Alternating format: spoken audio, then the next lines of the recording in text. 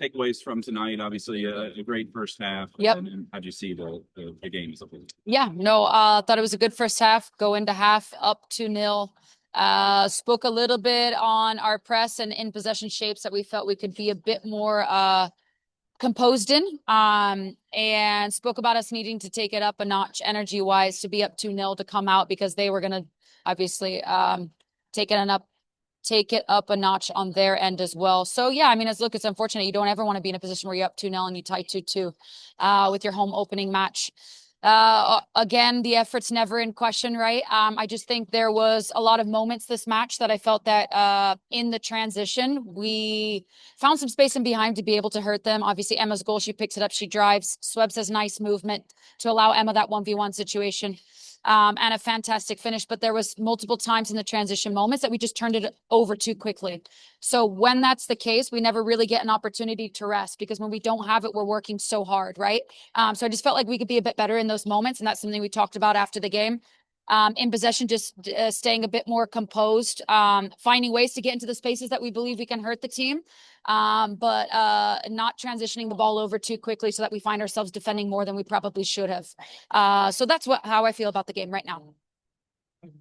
First goal that went in for the Spirit, great strike. Yeah, great goal. Really do it on that. The second one, it took maybe a little bit of a lucky bounce, but how much of that is just the accumulation of having to defend so hard for so long that maybe you just have tired? Yeah, and I think that's the part that I'm referencing, is that I think we could have, just been a bit better in some of those moments where we are securing to get our shapes, to get our rest. We're putting our foot on the ball, to not allow that to become a conversation, right? Yes, I do believe it's a lucky bounce. It's football. They had the early chances. We had a few chances. Like, if you go back and forth and analyze all the chances, I think you still look at it as they had some, we had some. But yeah, I just felt obviously we're going to go back and look at the match, but off of my gut feeling, we just need to be a bit better in those turnovers and make sure that we can secure it and get a breather. Yeah, get a breather. And it seemed, a little bit of a theme last year that get a lead, late tire, draw, all these late goals, but again, kind of giving up a lead. I'm sure it's something you're going to look at. But is there something, I don't know, structurally or philosophically that would change? Okay. No. Look, no one wants to be in the position where you're up 2-0 and you tie 2-2. That's the reality of it. But nothing structurally, no. No, I think just the moments that I spoke about earlier, to maybe have a bit more in us, I think is more the conversation than anything. Yeah, good question.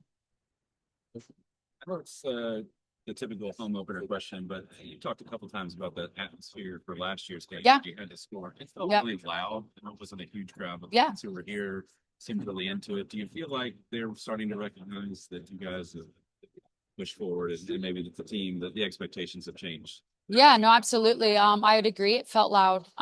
Before the match kicked off itself, we were discussing how loud we felt like it was, and it felt like a lot of energy in the stands. And yeah, absolutely, it felt good. It felt good to have a home opener and it feel that loud. So yeah, exciting in that sense for sure.